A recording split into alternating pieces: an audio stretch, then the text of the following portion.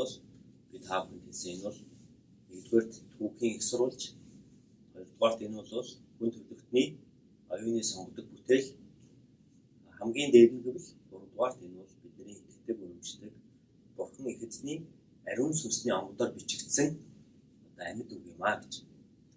Тэгэхээр бид нуус товчоог судалдаг, бид ганжуур дамжуурыг мэддэг, бид Шекспирийн зохиолуудыг мэддэг, бид шинжлэх ухааны бүтээлүүдийг хүн төрөлхтний оюуны Нобелийн шагнал бүхий зохиолуудыг бид мэддэг, таньдаг атлаа бид нар Библийн талаарх мэдлэг монголчууд биднэрт ялангуяа маш долимогхон байдгийн болов гэж би хувьдаа боддог.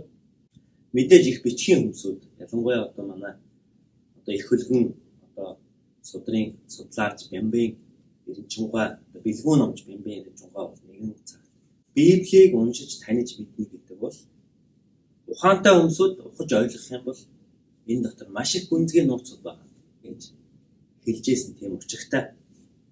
Тэгэхээр би та бүхэндээ дахиад хэлэхэд Библи бол монголчууд бидний хувьд ялангуяа монгол хүмүүс бидний хувьд бол бичих соёлын үн эртний түүхтэй монголчууд бидний хувьд бол Библи бол үнэхээр одоо монголчууд бидний мэдж явах учиртай үн цэнтэй тэрхүү ариун хөлгөн судар юм аа гэж бид ойлгох хэрэгтэй. Тийм учраас Иохан номоос ялангуяа Библийн одоо шинэ гэрээний 4 номны хамгийн эхний Иохан номоос бид нар одоо хичээл үзэж судлаж таньж мэдж байгаа тийм ээ. Тэгэхээр энэ бол нэгдүгээр танин мэдхүйн хичээл, хоёрдугаарт энэ бол Бурхны амьд үг биднэрт өнөөгийн биднэрт Библи зөвхөн яг юуг хэлэх гэж байгаа юм бэ гэдгийг бид нар ойлгоход тустай ийм одоо сургалт явагдаж байна гэж ойлгох хэрэгтэй. Тэгэхээр Библийн орчуулгатай монголчууд бид нар бол дахиад энэ өмнөх 2-3-7 хоногийнхаа хичээлийг бид нар дахиж нэг апдейт одоо дахиж сэргээх юм бол Библиэд бид нар хаа байсан 1298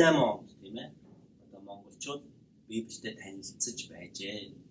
Монголын нэгэн зартай одоо хатан Сараа гэдэг хатан бол Удын тэр Овг аймгийн одоо Вангийн охин дүү өөрийнхөө хувийн хэрэгцээнд зориулж Библийн ялангуяа одоо өнөөдрийн бидний уншиж судалж байгаа 4 номыг Gospel гэж хэлдэг энэ 4 номыг сэр хэлдэг хөх дэвтэр дээр алтан үсгээр одоо захиалгаж өөрийнхөө өвгийн одоо Библи болгож ингэж авч байсан энэ түүхэн их сурвалж энэхүү ном нь өнөөдөр Ватиканы одоо номын санд хадгалагдаж байдгаа гэсэн судалгааг бид нэр хичээлээр өгсөн байгаа тийм. Тэгэхээр үгээр дамжуулаад би та нартай дахиад хэлэхэд өнөөдөр бид нэр энэчээ суугаад Библи үзэж байгаадаа яг адилхан монголчууд бидний өв дээдсүүд, дээдсүүд маань хүртэл Библиэд уншиж, танилцаж, ойрхон нөхөрлөж байжээ гэдэг, ойрхон шадарлаж байжээ гэдэг ийм түүхийн сурвалжууд өнөөдрийн биднэрт бол завшаантай зүйлүүд гэж илэрчээд байна. За мөн дээрээс нь Библийн орчуулга бол яг монгол хэл рүү орчуулагдсан орчуулга бол 1305 он тийм Ромын папад илгээсэн загталтаа одоо Жон гэгчийн хүү Санвартан тухайн үеийн одоо хан бэлэг буюу Бээжин Монголын их Юан гүрэн Хубилай хааны одоо Юан гүрний нийслэл Бээжин гэх тийм ээ тухайн үеийнхаа тэр одоо нутаг сууж байхдаа улсын нийслэл сууж байхдаа би одоо татар монгол хэл дээр Библийн өнөөдрийн бидний үзэж байгаа энэ хүү шинэ гэрээний 4 ном дээрээс нэмээд хуучин гэрээний дуулал номыг тус монгол татар хэлээр монгол бичгээр нь би одоо ингэж хэвлэж буулгалаа гэсэн энэ хүү загтлыг бичиж байна тийм ээ. Тэгэхээр өнөөдөр өнгөрсөн 7 хоногийн миний судалгаан дотор бол Библийн орчуулгын энэ хүү одоо олон үн эртний түүхүүд бол ялангуяа монголчуудтай холбоотой түүхийн энэ хүү нандин сурвалж бичгүүд өнөөдөр Японд байгаа. Японы монгол судлаачид, Японд байгаа эрдэмтэн судлаачид энэ талаар илүү дэлгэрэнгүй мэдээллүүдийг, илүү дэлгэрэнгүй нандин одоо түүхийн олдруудыг өнөөдөр Японы судлаач нар өөрийнхөө хувийн сан хөмөрт хадгалсан байж байгаа юм байна. Тэгэхээр энийг магадгүй цааш нь одоо лавшруулж бид нар хэрвээ та Японтай харилцаатай холбоотой байдаг бол бид нар энийг бүр гүнзгий одоо судалж мэдэх ийм сайхан боломжууд биднэрт ирсэн байна гэж ойлгох хэрэгтэй юм аа. За тэгээд бид нар Библийнхаа одоо шинэ гэрээний 4 номны хамгийн одоо гүнзгий судлах тухайн бас Иохан ном руу бид нар Иохан ном. Тэгэхээр Иохан номны 1-р бүлэг дээр одоо дараах одоо 7 Есүс Христийн нэрийг дурдсан Иохан номны 21 бүлэг тэр чигтээ Есүс Христийн нэрийг 7 янзаар биднэрт тайлж ойлгуулсан байдаг. За энэ 7 нэр долуула Иохан номны хамгийн эхний бүлэг бол 1-р бүлэг дээр энэ 7 нэр долуулаад дурдгдсан байна. Ингээ бодглохоор Библийг бичсэн бичээлчд маань ямар өндөр боловсролтой, ямар өндөр мэдлэгтэй, бичгийн хэлний маш нарийн одоо боловсрсон ийм эрдэмтэй хүмүүс байж вэ гэдэг нь эндээс бид харагдаж байгаа. Тэр баргийн одоо долимогхон мэдлэгтэй, долимогхон боловсролтой хүн бол үүнийг хийх боломжгүй гэж ойлгох хэрэгтэй. Тэгэхээр бидний дунд бол одоо бичгийн соёлтой, боловсролтой хүмүүсүүд бидний дунд байгаа. Энийг таавал мэдж байгаа тийм. Тэгэхээр зүгээр та өөртөө тусгаад болохгүй тийм. Бид нар одоо Монголд байгаа аав ээж хайртай дотны хүмүүс рүүгээ бид нар загтал бичлээ гэж бодъё тийм. Загтал бичгтээ та эхний параграфт өөрийнхөө хэлгэсэн гол санаануудыг бүгдийг тусгаад тэгээд тэрийгээ цааш нь задлаад ингээд бичээж явна гэдэг үг өнөөдөр энэ ихээхэн одоо бас бичгийн чадвар шаардах ийм одоо бичээс болж үлднэ гэсэн үг байхгүй. Тэгэхээр Иохан номыг бид нар уншиж судлахдаа ингэж харах хэрэгтэй. Энэ бол зөвхөн хэн нэгэн хүний бие хэлдэгтэй хоньны бэлчээр дээр сууж байгаад санаандаа орсон дөрвөн мөртийг ажигласан юмудаа бүгдийг бичээд санаандаа орсныгаа зүгээр нэг коммент маягаар постод бичсэн юм ердөөсөө биш байхгүй. Энэ бол Есүсийн 12 дагалдагчийн хамгийн өндөр насалсан 93-94 насыг зоогсон хамгийн урт насалсан нэгний одоо бичсэн бичээс тэмдэглэл гэж бид нар ойлгох хэрэгтэй. Тэгэхээр бид нар бол одоо энэ 19 онд бид нар Иохан номны энэхүү 21 бүлгийг бид нар үзэж, судлаж, таних, мэдэх боллоо. Энэ 21 бүлгийн туршид дараах 7 нэр байнга давтагдж гарна гэж ойлгох. Энэ бол 1-р Бурхны хүү Есүс Христийг үг Бурхан, гэрэл, Бурхны хураг, Есүс Христ, Месая, Бурхны хүү, хүний хүү гэсэн ийм 7 нэрээр дурдсан байна. Энэ 7 нэр долуула хуучин гэрээний иш үзүүлгээр хэлэгдчихсэн зөвгнөлүүдийн биелэлүүд байсан. Түүнээс биш энэ 7 нэрийг зүгээр Иохан өөрийнхөө санаанаас зохиогоод бичсэн юм ердөөсөө биш. Ямар нэгэн байдлаар бид нар үр хөвгтдээ сайныг бодож нэр хайрладаг тийм. Тэгээ монголчууд бид нэр хайрлахдаа баруун чихэнд нөлөө зүүн чихэнд нөлөө бид нар 3 удаа шивнэдэг штэ. Тийм. Тэр нэрийг шивнээд ингээд нэр хайрладаг. Тэр нэр гэдэг бол маш учиртай чухал зүйлс байна. Ялангуяа Библиэлд гарч байгаа Бурхны хүү Есүс Христэд хандсан эдгээр нэрнүүд бүгд утга төгөлдөр Библийн дагуух зөвгнөлүүдийн иш үзүүлгүүдийн биелэлүүд байгаа юм аа. Ингэж бид нар харах учиртай. Тийм учраас бид нар Иохан номны 1-р бүлгийг бид нар харах юм бол бүхэл бүтэн Иохан номны 21 бүлгийн суурийг өнөөдөр бид нар тавьж байгаа гэж бид нар ойлгох хэрэгтэй. 21 бүлгийн суурийг өнгөрсөн 7 хоногийн хичээлдэр бид нар үг тийм ээ эхэнд байсан үг Бурхан эцэгтэй хамт байсан үг ертөнцтэй хамт байсан үг бас хүн төрлөختөн бид нартай хэрхэн хамааралтай байх тухай 3 дэд бүлгийг бид нар үзсэн байгаа. За өнөөдөр бол Иохан номны 1-р бүлгийн 15-аас 18. Энэ 3 ишлэлдэр бүгдээр анхаарлаа хандуулъя гэж бодож байна. Иохан гэгч хүн одоо Есүс Христийн өмнө ирсэн иш үзүүлгээр ирсэн Иохан байгаа. Тэгэхээр энэ Иохан бол энд гарч байгаа Иохан бол энэ номыг бичсэн бичигч Иохан биш байна. Энэ хүн бол Есүс Христийн өмнө ирсэн гимшлийн тухай бүх ард түмнийг урайлан дуудсан тухайн үеийн одоо нийгмийн зүтгэлтэн, шашны зүтгэлтэн гэж хэлэгдэхүйц тийм хүн байсан. Тухайн үед Израиль Иохан гэдэг хүн олонний анхааралд өртсөн, олонний дунд тодорсон байна. Өнөөдрийнхоор бол одоо Мартин Лютер гэх хүн байна. Мартин Лютер арьс өнгөний үзлийн эсрэг цогтой тэмцэгч маш их олон хүнийг урайлан дуудсан. Зөв зүйлийн төлөө урайлан дуудсан. Яг үүнтэй адилхан Иохан гэдэг хүн зөв зүйлийн төлөө бүх ард түмнийг урайлан дуудсан байгаа байхгүй. Тэгэхээр энэ Иохан бол би дахиад хэлэхэд Иохан номыг бичсэн Иохан бол биш. Энэ бол өөр Иохан. Ялангуяа манай монголчууд бид нартай бол нөгөө нэг нийтлэг нэрнүүд байдаг шүү дээ. Бат гэдэг нэртэй хүн, Батэрд гэдэг нэртэй хүн маш олон байдаг Монголд те. Тэгэхээр тэрэн шиг тухайн үед Иохан гэдэг нэр бол маш олон давтагддаг нийтлэг нэр байсан. Тэрний нэг нь энэ Иохан байгаа. За ингээд энэ Иохан болохоор бүх ард түмнийг гэмшлийн баптизм руу буюу усан баталгаараа урайлан дуудсан байна. За энийг бол бид нар юу гэж ойлгох ёстой вэ гэхээр өнөөгийнхоор бол одоо улс төрч нар юу гэдэг вүлээ? Шударгал байцгаая л да гэж урайлан дууддаг шүү дээ, тий? Шударга байцгаая. Ард түмэндээ маш сайхан юмнуудыг амлаад тэгээд улс төрт гардаг. Өнөөдөр манай Монголын нийгэмд бидний иргэн тойрон гимшицгээ гэж урайлан дуудаж байгаа тийм нийгмийн зүтгэлтэн байна уу?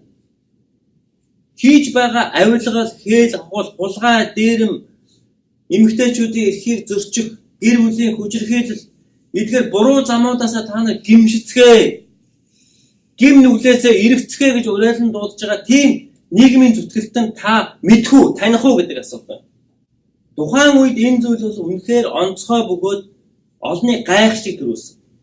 Асар олон хүмүүс хийж буй буруу зүйлээсээ эргэхийг хүсчээсэн. Одоогийнхоор бол олон улс төрчид, олон хувь хүмүүс, бизнесмэнүүд тэд нар яаж ийсэн? Хийж буй буруу зүйлээсээ эргэхийг хүсчээсэн. Авилгал хээх хуулаас эргэхийг хүсчээсэн. Гэр бүлээ хаяаж явсан, завхаарж явсан улсууд гэр бүл рүүгээ эргэж ирж байсан. Бүр хүүхдээ өнчлүүлсэн хүмүүсүүд тэр явж буй буруу замаасаа эргэхийн тулд бид нар яах ёстой вэ гэдэг тухайн үеийн энэхүү нийгмийн зүтгэлтэн энэ Иохан гэдэг хүн дээр хүмүүс ирж би хийж буй буруу зүйлээсээ одоо эргье, надад туслаач гэж ирж ирсэн. Тэгээд тэдэнд Иохан усаар одоо та хийж буруу замаасаа эргэж байгаа бол таныг би одоо баталгаажуулъя гэдэг ингээд усан баталгаа хүртээж исэн. Тийм цаг үе гэж бид нар ойлгох хэрэгтэй.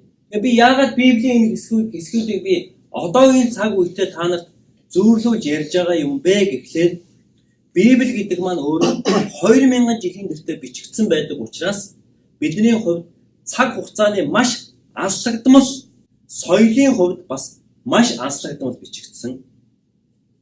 Тийм учраас бид нар Библийг тухайн үеийн нөхцөл байдлаар нь ойлгохоос гадна өнөөгийнхөө цаг үедээ бид нар бас зөөрлүүлж ойлгох ийм зайлшгүй шаардлага гардаг байхгүй юу? За энэ тухай би та нарт дахиад цааш нь давтруулж ярьсан заяа. За ингээд Иохан гэдэг хүн ингэсэн байна. Есүсийн тухай гэрчилсэн байна. Миний араас ирж миний өмнөх болсон учир нь тэр надаас урд оршин байсан гэж би түүний тухай хэлсэн билээ. За энэ бол бидний өмнөх бүлэг дээр гарсан тийм ээ. Есүс Христ өөрийгөө би та нарын тэр Чингис хаанаас ч өмнө, Модын шаниугаас ч өмнө, бүр Авраам эцгээс ч өмнө, орчин ертөнц бий болохоос өмнө би байсан юм а гэж Есүс өөрийгөө хэлсэн байгаа. Тийм учраас энэ тухай ярьж гин гэсэн. Есүсийн талаар би та нараас аль өмнө байсан тэр нэгний тухай гэрчлэхээр ирсэн юм а гэж. Өнөөдөр энэ дээр зогсоод би яг Иохантай адилхан зүйлийг би та бүхэнд хэлж байгаа байна. Биднийг энэ дэлхийн ертөнцид үүсэж бий болохоос өмнө байсан тэр нэгэн Бурхны хүү Есүсийн тухай би та бүхэнд заахын тулд өнөөдөр энд сууж байгаа.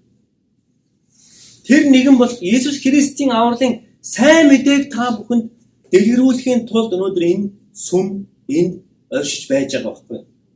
Тийм учраас энд Бурхны сүм байгаа. Энд ямар нэгэн монголчуудын цугладаг монголчуудын холбоо биш. Энэ бол клуб биш. Энэ бол фэн клубүүдийн нэгдэл биш. Энэ бид нар зүгээр нэг хийх юм олж чадсан хүмүүс энэ бид нар сууж байгаа биш байхгүй юу? Энэ өр нэртний цагаас төлөвлөгдсөн тэр Бурхны хүүгийн нэрээр бид нар энэ газар хамтдаа сууж байгаа. Амен. Нэгдүгээр. Тэгээд түүний дүрнээс бид бүгдээрээ нэгүсийг хүлээн авсан. Учир нь хууль Мосегээр өгөгдсөн бол нэгүсэл ба үнэн нь Есүс Христээр ирсэн билээ гэж. Бурхныг хэн ч хизээж хараагүй.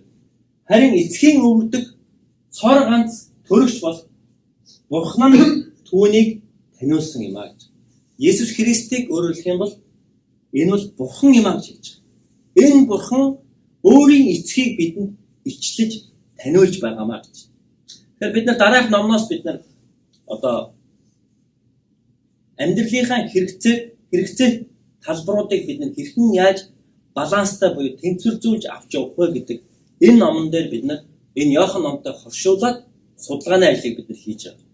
Тэгэхээр энэ ном маань бид нар ялангуяа Христэд итгэдэг, сүм чуулганд хамрагддаг Христ итгэгч бидний хувьд амьдралын дараах 5 талбарыг бид нар санал болгож байгаа энэ ном маань.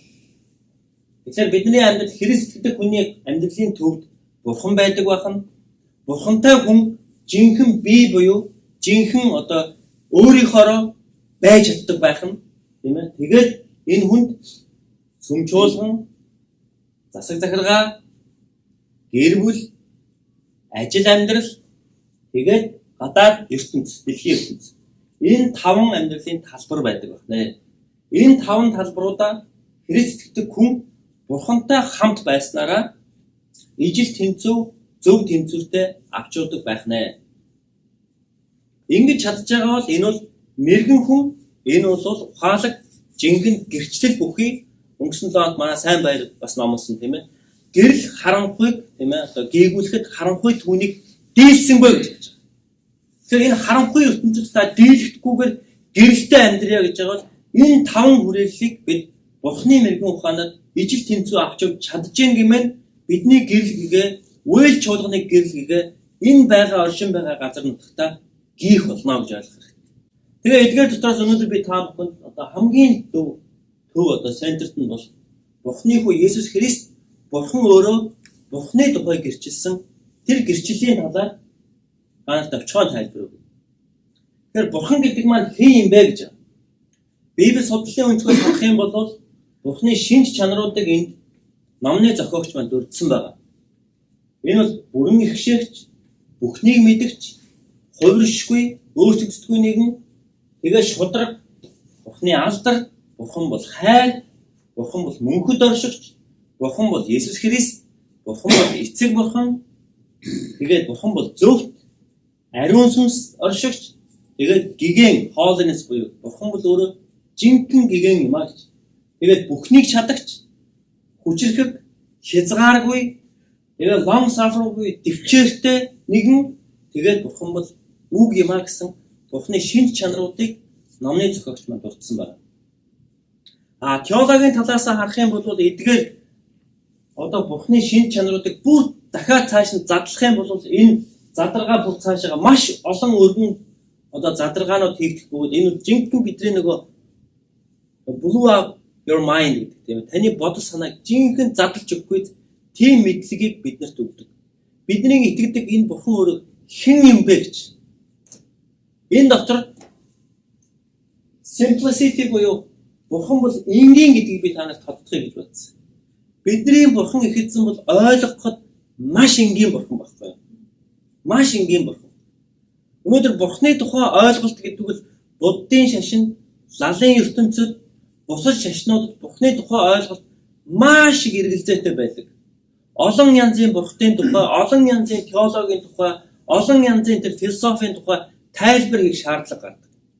Тэр дотор хүн Бурхан уу, байгаль Бурхан уу, хэн нь Бурхан юм бэ гэдэг сүүлдээ бүр эргэлзээнд ордог. Гэтэл Библи өнөөдөр Бурханы эзнийг биднэрт маш тодорхойгоор тайлбарлаж өгсөн байна. Энэ Бурхан хэн юм бэ гэдгийг Библи дараах байдлаар биднэрт тодорхой тайлбарлаж өгсөн юм аа. Хайр, жинхэнэ хайр гэдэг бол Бурхан өөрөө гэж хэлсэн. Бурхан хизээш хувиршгүй. Бурхан мөнхөд оршдог. Бурхан бүгдийг мэддэг. Бүгдийг чаддаг. Тэр бол хэмжээшгүй их мэдлэлтэй хамгийн дээд нэгэн гэж. Дараах байдлуудаар Библи биднэрт Бурханыг тодорхойлж өгсөн байна. Ингээд бодлоор та боддоо энэ гайхамшигт чадвар бүхий, чанар бүхий Бурхан их эзэн Есүс Христ итгэх итгэлээр дамжиж бидний дотор нутгалдаг гэж та боддоо. Таны дотор энэ Бурхан оршин байгаа байхгүй. Ийм Бурхан их эзэн таны дотор оршиж байна. Тэгвэл хэн таныг Бурханы хайраас салгаж чадах юм бэ гэж Библи хэлсэн байна. Хэн биднийг Бурханы хайраас салгаж чадах вэ? Эрх мэдэл үү, өндөр үү, нам уу, өргөн үү, гүн үү, юу ч биднийг Бурханы хайраас салгаж чадахгүй гэсэн. Ийм агуу Бурхан их эзэн бидний дотор оршин байгаа. үүнийг ухаарч ойлгоход үнэхээр Бурхны ариун сүнс биднэрт болно гэж ойлгох хэрэгтэй. Тэгэхээр саяныхаа уншсан хэсгийн хамгийн сүүлийн ишлэл болох тийм ээ. Учир нь хууль Мосегоор өгсөн бол нэгүсэл ба үнэн Есүс Христээр ирсэн билээ гэж. Бурхныг хинч хизээж хараагүй. Эцгийн өвдөгт цор ганц төрөгч бол Бурхан түүнийг таниулсан гэж. Тэр энэ агуу Бурхан их эзний энэ гайхамшигт чанаруудын дотроос өнөөдөр бүгдээрээ түүний маш энгийн ойлгомжтой байж болох нэг чанарыг бүгдээрээ хамтдаа харцгаая. Энэ бол Бурхан их эзэн Есүс Христээр дамжиж ирж байгаа нэгүсэл юм аа гэж та нар ойлгоо. Нэгүсэл. Бүгдээрээ нэгүсэл гэж хэлэхгүй юу? Нэгүсэл. За эмэгтэйчүүдийн баяр сайхан болоод өнгөрлөө, тийм ээ. Тэгээд олон улсын эмэгтэйчүүдийн баяр энэ бол одоо анх Нью-Йорк хотоос үүсэлтэй. Тийм ээ. Нью-Йорк хотод тухайн үедээ одоо эрчүүд 10 цаг ажиллаад олдог байсан цалин эмэгтэйчүүд 16 цаг ажиллаж авдаг байсан байгаа. Энэ ямар шудраг бас явдлаа тийм. Тэгээ энэний эсрэг эмэгтэйчүүд эрсэлэн зогссон учраас тэр үеэс эхлээд эмэгтэйчүүдийн баяр гэдэг зүйл бий болсон. Тэр цагаас эхлээд өнөөдрийн хүртэл жил болгоны 3 сарын 8-нд эмэгтэйчүүдийн баярыг тэмдэглэдэг болжээ. За тэг өнөөдөр цуглаан дээр ирсэн эмэгтэйчүүдтэй бүгдээрээ албан ёсоор вээлж болгоны зүгээс эмэгтэйчүүдийн баярын мэндийг хүргье. Тэр эмэгтэйчүүдтэй холбоотой нэгэн түүхийг би та бүхэнд бэлдэж ирсэн. Энэ маш сонирхолтой түүх. Энэ бол өнөөдөр миний ярьж байгаа хичээлийн одоо гол агуулга энд зангидагдж байгаа. Есүсийн амьдарч байх тэр цаг үед завхайлж байгаад баригдсан нэг эмэгтэйг хуулийн багш нар фарисеучуд буюу тухайн үеийн шашны зүтгэлтнүүд үйлдэл дээр баригдсан нэг эмэгтэйг аваад ирсэн байхгүй тэд нар. Тэгээд дундаа зогсоогоод Есүс хэлж байгаа. Раби гэж хэлж байгаа. Багшаа. Есүс багштан минь ээ. Та одоо Библи заадаг гэсэн мундаг хүн юм байна. Ариун судар заадаг. Энэ эмэгтэйг завхаарч байхад нь бид нар үйлдэл дээр нь бариад ирлээ гэж өгдөлж. Тэгээд хуучин гэрээний Мосегийн хуулинд бол дугшаасан байдаг шүү дээ. Энэ эмэгтэйг одоо чулуугаар шидэж алах ёстой гэж. Өнөөдрийн лалын ертөнцид яг энэ хууль хүчин төгөлдөр мөрдөгдсөн хэвээр байна. Та нар хэвлэл мэдээлэл харах юм бол завхаарч байгаад болон хулгай хийж байгаад хууль зөрчсөн лалын ертөнцийн эмэгтэйчүүд чулуугаар шидүүлж алхагдж байгаа байхгүй өнөөдөр. Энэ хууль хүчин төгөлдөр хэвээр байгаа. Ойлгох. Харин соёл иргэншилт хүн төрөлхтөн өнөөдрийн бидний амьдарч байгаа цаг үед Америкт, Монгол, өөр одоо Европ энэ хууль бол өөрчлөгдсөн байна. Бурхны ерөөлөөр. За гэтэл 2000 жилийн дэртээ энэ хууль хүчин төгөлдөр байж ялангуяа Есүсийг амьдарчсэн тэр цаг үед энэ хууль хүчин төгөлдөр байсан байна. Тэгээд Есүсийн хүлд авцраад нөгөө эмэгтэйг тушааж байгаа. Өөрөөр хэлбэл шүүхийнхаа шийдвэрийг Есүстэй хамт гүйцэлдүүлэх буюу Есүсийн гарт нь ингээд чулуу атгуулад тийм ээ. Маань чулууг ав. Бид нар ч гэсэн гартаа чулуу барьсан байна. Бүгдээрээ нийлж байгаа. Таны заадаг нөгөө ариун судрыг чинь хуулийн дагуу энэ эмэгтэй бүгдээрээ чулуугаар шидэж алъя гэж байгаа. Тэгтэл Есүс энд юу гэж хариулсан бэ? Гэтэл Есүс бүхийж хуруугаараа газарт бичвэ гэсэн. Есүс тухайн үед юу бичсэнийг Библиэд дурддаггүй. Гэхдээ Есүс тэр эмэгтэй рүү чулуу шидэхээс татгалцсан байна. Шалтгаан нь тэр зогсоо зайгүй Есүс асуулаа гэж байна. Зогсоо зайгүй асуусан байна. Та хуучин гэрээний хуулийг зөрчлөө гэж юу? Алив та нар гартаа байгаа чулууг аваад наад эмэгтэй рүүгээ нүүлгэлдээ.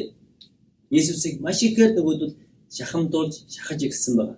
Гэтэл Есүс босоод зэгц зогсоод та нарын дундаас нүгэлгүй нь эхлээд энэ эмэгтэй рүү чулуу шид гэж хэлсэн байна. Есүс. Тэгээд дараа нь юу болсон бэ?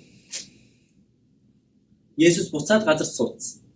Гэтэл үүнийг сонсоод нөгөө чулуу барьсан, агсан тавьсан, шахамдуулсан хуулийн багш нар, фарисеучуд, евдэн ирчүүд ахмадуудаасаа эхлээд нэг нэгээрээ барьж исэн чулуунуудаа хаяад тэр газрыг орхиж явсан байна. Үүний дараа өнөөх эмэгтэй тэнд зогссон хэвээр байлаа гэж.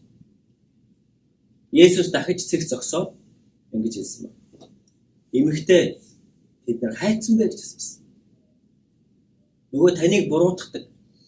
Нөгөө хүмүүс хайцсан бэ. Таныг ялт зэн тулгасан тэр хүмүүс хайч өгч. Та анзаарч байна уу? Хэн нэгэн таныг ялт зэмд тулгаж байгаа бол та Христээр ир.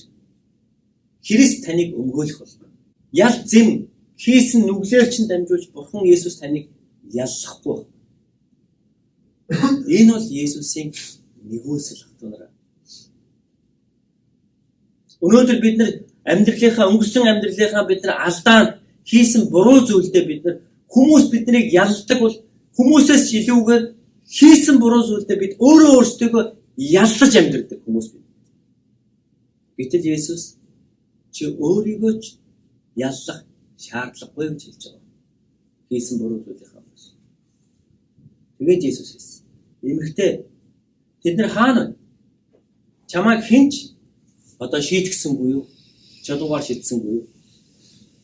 Эмэгтэй эзэн хэлж байгаа тийм ээ. Хинч шийтгсэнгүй гэж хэлдэг. Есүс би ч чамайг шийтгэхгүй. Яв үүнээс хойш дахин нүгэл үе үйлдэрэ гэж хэлээд эмэгтэйг явуулж байгаа. Тэгэхээр би түрүү хэлсэндээ Библийг бид нар тайлна гэдэг бол бид нар цаг хугацааны хийгээд соёлын алдагдмал байдалд амьдарч байгаа. Ийм учраас бид нар соёлын болоод цаг хугацааны хувьд бид нар 2000 жилийн тэртээ Есүсийн амьдарч байсан тэр цаг үеийг бид нар ойлгож ухаарах шаардлагатай болж байна. Тухайн үед Израилийн еврей эрэгтэй хүн олонний дунд эмэгтэй хүнтэй ярихыг өөрийнх нь нэр төрд халдж байгаа явдал гэж ойлгодог байсан. Гэтэл Есүс энэ эмэгтэйтэй харилцан яриа үүсгэж байгаа заяа. Тэгээ Есүсийн харилцан яриа үүсгэж байгаа энэ эмэгтэй нь бүр ямар хүн бэ гэхээр зүгээр нэг игэл жирийн эмэгтэй байгаагүй. Эрхэм дээр язгуурт нэгэн байгаагүй. Энэ эмэгтэй нь бүр завхаарч байгаад үйлдэлтээрээ баригдсан нүгэлт завхаа эмэгтэй байсан байгаа. Гэтэл энэ эмэгтэйтэй харилцан яриа өрнүүлж байгаагаараа Есүс Христ өөрөө ял зэм хүртэх зайлшгүй хуулийн дор орох байсан. Гэтэл Есүс үүнийг ч үл огоорч энэ эмэгтэй нэр төрийг энэ эмэгтэй нэр одоо эрхийг энэ эмэгтэйд Бурханаас өгөгдсөн тэр хувь тавиланд амьдралыг Есүс Христ замчилж чиглүүлж өгж байгаагаар Есүсийн нэгүсэл энд оршиж байна. Яг үүнтэй адилхан өнөөдөр бид нар ч гэсэндээ бид нар баригдаагүй болохоос биш бид нар ямар нэгэн байдлаар бид нар хууль бос зүйлсүүдийг их бага хэмжээгээр бид нар хийсэн л байгаа. Баригдснууд нь баригдаад одоо юу гэх юм ялж зэмлэлээ авсан бол бидний хувьд магадгүй зарим нь үнэхээр та зөвхт байж болно тийм ээ. Гэхдээ бидний дунд байгаа дийлэнх нь баригдаагүй болохоос биш бид нар ялж зэм авахар хэмжээний бид нар буруу зүйлсийг амьдралдаа бид нар хийсэн л байна. Тийм учраас энэ эмэгтэйтэй ялгаагүй адилхан бид бүгдээрээ нүгэлт хүмүүс байхгүй бид нар. Бид бүгд гэмтэй. Бид бүгд ялж зэм ав. Тийм шийтгэлийн дор амьдарч байсан хүмүүс. Харин Есүс Христ бидний ялж зэмийг уучлж байгаа юм. Үүгээрээ Бурхан их эзэн бидэнд өөрийнхөө тэр эгэл жирийн энгийн гэдгийг бидэнд харуулж байгаа. Тэгэхээр энэ хүрээд өнөөдрийнхөө Библийн хичээлийг бүгдээр өндөрлөе. Тэгэхээр бид нар өнөөдөр таны дотор Христ итгэлээр дамжуулж хэн нутгалдаг вэ гэвэл ийм эгэл жирийн мөртлөө нэгүслэр дүүрэн юр бусын хувиршгүй агуу химжээшгүй их мэдлэлтэй тэр Бурхан их эзэн та бидний дотор нутгалдаг юм байна шүү. Ийм Бурхантай бид нар хамтдаа байгаа хүмүүс юм аа. За энэ бол 1421 он Голландд болсон усны үертэй холбоотой ийм зургийг 400 жилийн дараа 1856 онд Лауренс гэдэг хүн зурсан юм байна. Энэ хүн. Тэгээ энэ хүн бол энэ тухайн үеийн энэ Одоо 400 жилийн дараа гэхээр амд амьдсан юм усны үертэй холбоотой үйл явдлын талаар олонний дунд амд амьдсан тэр үлгэр домог бүхий тийм ээ магадгүй жинхэнэ болоод өнгөрсөн байж болох энэ үйл явдлын талаар энэ зургийг зуржээ. Тэгэхээр энэ зурган дээр юу байгаа вэ гэхээр зэрэг тухайн үед 1421 онд үнэхээр түүхэндээ Голландд маш хүчтэй усан үер болсон байна. Одоо 60 оны үер гэж манай монголчууд ярьдаг шүү дээ, тийм. Инх тайвны гүүр давсан тийм усны үер болсон гэж ярьдаг.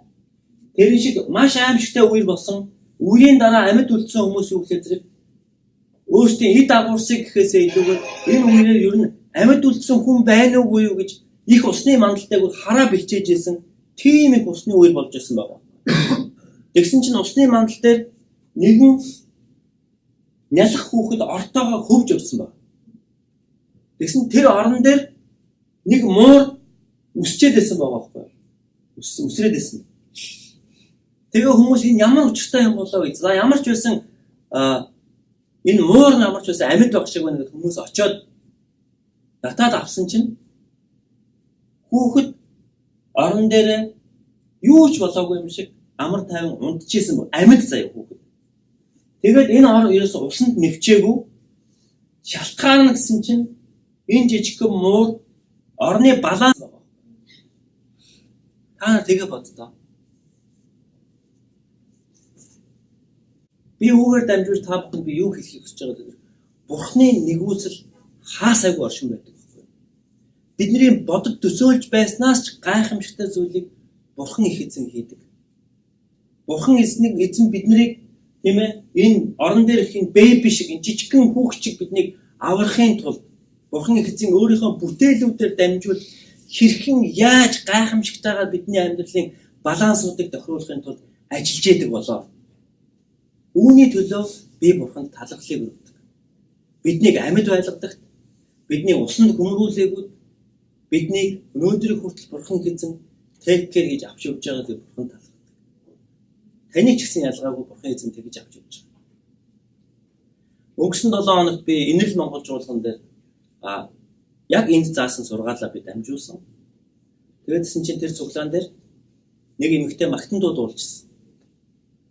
Тэгээ магтан дуу дуулаад буусны дараа цуглаан тарсны дараа нөгөө эмэгтэй чинь цуглааны үүднийг дистүүлд хүмүүстэй яриад нөгөө эмэгтэй чинь бүр ингээд нүүрэнд нь инээд тодроод байгаа мөртлөө нүднээс нь нулимс гоожод байгаа. Тэгээ би гайхаад би пастораас нь асуусан. Энэ эмэгтэй юу болсон бэ энэ эмэгтэй гэсэн чинь наадах чинь ингэс юм сая 10 жил бичиг баримтанд харалцсан. Тэгээд бүр депорташн хийх шаардлагатай болчихоо. Ачигдах болж шүү дээ. Хүчээр албан хүчээр нутг руу ачих шаардлагатай болоод тэгээд шүүх хурлаар орсон чинь шүүхээс энэ гэр бүл 10 жил энд одоо Америкт харалсан мөртлөө энэ гэр бүл ногоон карт өгсөн гинэ. Би анхудаага ийм зүйлийг би сонсч байна. Америкийн хуулийн цагаачдын хуулинд ийм зүйл байдаг юм уу би сайн мэдэхгүй. Гэхдээ тэр гэр бүл 10 жил харалсан ч гэсэн Америкт хууль ёсны дагуу хэрэгтүүг холбогдсонгүй, татвар мөнгөө төлсөн байна, өөр хүүхдээ өсгсөн байна, амьдралын төлөө тэмцсэн байна, тэгээ сүм чуулгандаа үйлчилсэн байна, Бурхандаа залбирсан байна, итгэмжтэй явсан байна. Үүний хариуд энэ гэр бүл шүүхээс ногоон картыг өгсөн байна. Тэгэхээр та бүхэн хардаа Бурхны хийж байгаа ажлууд ямар гайхамшигтай. Бидний итгэдэг Бурхны боломжгүй зүйл гэж нэгч байхгүй. Хэрв та Бурхандаа итгэж ийм агуу Бурхан эзнийг өөрийнхөө сэтгэл дотор та оршиж чадж байгаа бол Бурхан таны эргэн тойрон гайхамшигтай ажиллаа хийх болно. Амен.